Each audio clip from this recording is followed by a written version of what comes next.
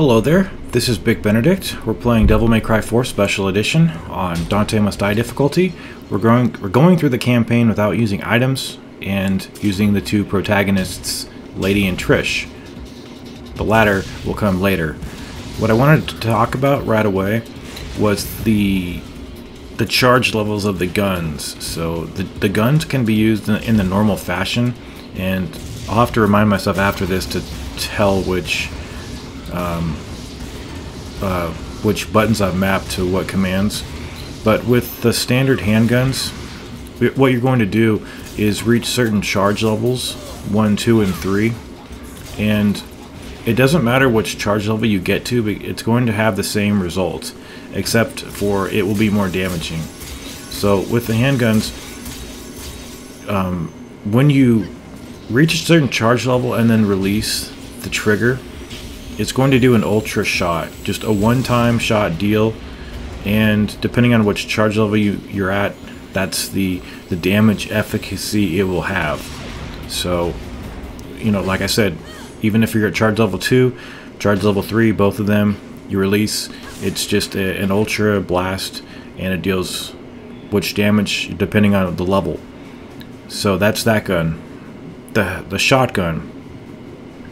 When you reach a certain charge level on the shotgun, it's going to, after you release the trigger, it's going to give you more damaging rounds for each time that you pull the trigger. So like for instance here, I'm charging the shotgun, I'm getting to level 3 and then releasing here, and what's going to happen is you'll see that the little tick marks inside the gauge are going to start decreasing, and that's basically a time window for you to shoot as many times as you can. So it's in your best interests to fire as many times as you possibly can with the shotgun.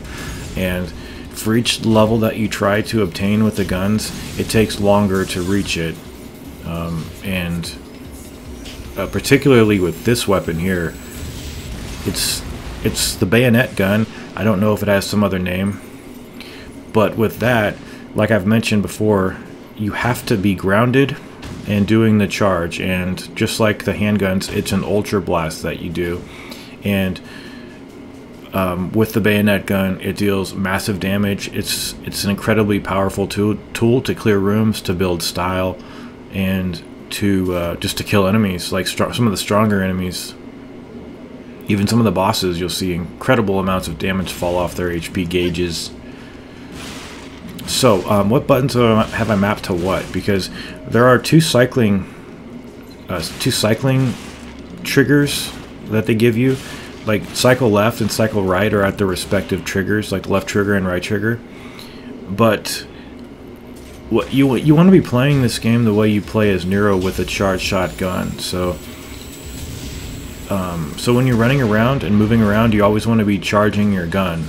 Now obviously that only pertains to the handgun and for the shotgun, because you can't run around, jump around, and hope to charge the bayonet gun. It won't work, because they've balanced it by having you be forced to charge while you're staying stationary on the ground, vulnerable, and that's the trade-off for the power that it has. So, what have I mapped to what? Okay, let me get my controller up because that's easier for me. I've kept cycle left on left trigger, but I've put the charge shot on right trigger. So that leaves the question, where do you cycle right at, Vic? I cycle right at up on the D-pad. And then down on the D-pad for me is taunt. And then I think that's it. Like, there's no needing to press the X button. So you can actually have the charge at the left trigger if you want, and then cycle right with the right trigger. But it's just up to personal preferences, you know, the way your hands feel on the controller, how it all acclimates to your style of holding the controller while you're doing combos. Well, what combos do we even talk about with this character? Because she has one combo. Why? Okay, you guys, we're in the torture chamber now. I did fall once, and it wasn't too bad. I was trying to bring some new content to this channel, and I watched a video when I was sick on my deathbed, which I'm just exaggerating. I was sick for at least a couple of weeks, but a couple of weeks I was actually convalescent and not able to move around too much. I would say about 5 days, and I was watching Foxio Games' video for the video review, I should say, of a game called Onechanbara Z2 Chaos. And some of you might wonder, well, why do you watch Foxio Games? He's a Dark Souls channel. And the reason is I don't watch him for Dark Souls. I watch him because he's an intelligent person. He's got a lot of good fact tutorials on his channel for Windows 10 and some Steam tips and stuff like that. So I like him. He's a pretty. I'm sub to him. But yeah, I watched his video review for Onechanbara Z2 Chaos, and he had really good things to say about it. And it's basically a game where you're running around with characters who are pretty much naked. You know, it's the bottom line. You know, they're half clothed, but that wasn't really. I didn't care about that. Like, the main thing that I wanted was I wanted some nice combat. You know, something to bring to the channel that was new. Because as many times as I can play this game, it's just it's not new. We've already covered this game. You know, it's in a different format for sure with these characters, which is really nice. But so I looked that game up. I tried to buy it on Steam. Lo and behold, it's only available on the PS4, so it's a PS4 exclusive. And I didn't test out the SSD hard drive that I installed with this game, but when I was playing this game on my PS4 with the SSD installed, I didn't get any increased performance, so I removed it, and the loading times were all the same. So I'm not sure if that will pertain to like Uncharted 4, but you know, that game's so far in the future, who even cares at this point? However, I am excited for the Nathan Drake collection coming out on the 6th, 7th, like the 9th of October. I'll be covering all those, bring those to the channel.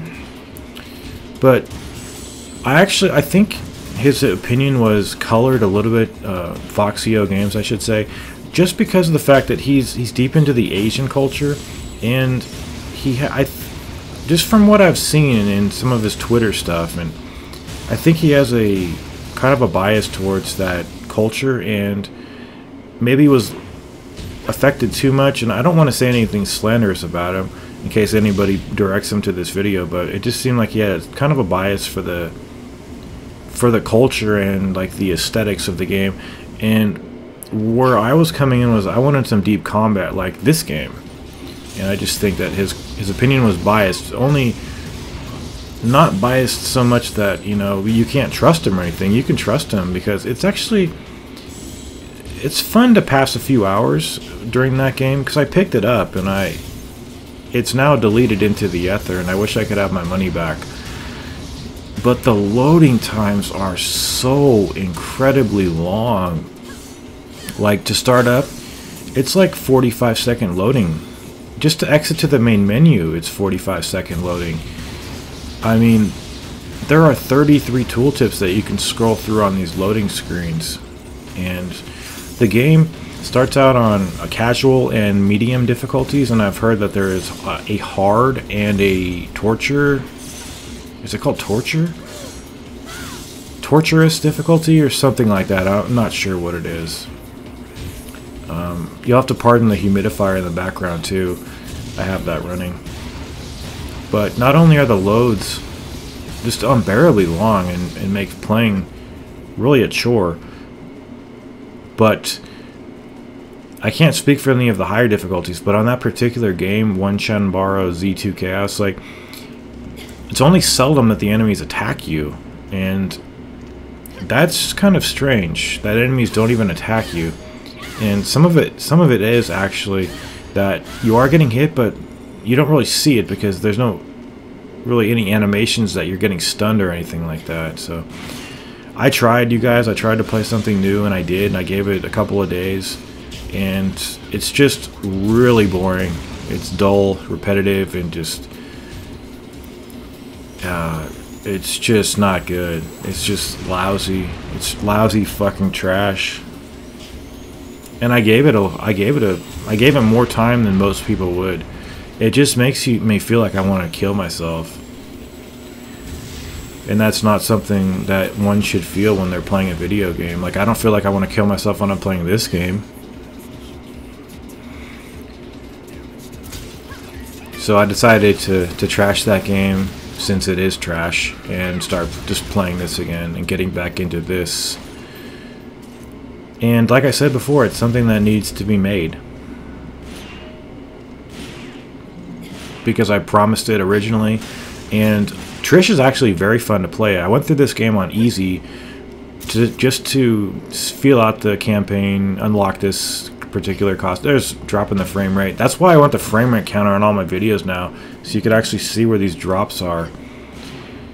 And some of this is not representative of the final setup that I'll have, where I'll have my 3.0 Bluetooth, or not my Bluetooth, but the USB 3.0. I'll have that connected. So hopefully some of these performance issues will start dwindling. Look at this nice position I had this guy in. There's no real better position to get one of these fuckers into right here. You fucking dog bitch, man. He got out of it. Get back in your cage, motherfucker. Anyway, you guys. We've got some more Max Payne coming up. We'll see the conclusion of the RE5 guide. And I want to welcome everybody in. If you ever feel estranged from the channel, you have to follow me on Twitter.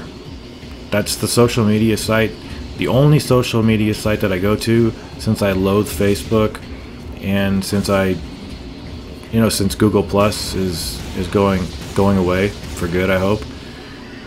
And please, if you like the content, please support me on Patreon. If you're uncomfortable there, please donate on PayPal, and vice versa. If you're not comfortable on the one, go to the other. If you're not comfortable on both, then I suppose that's in my financial disinterest. But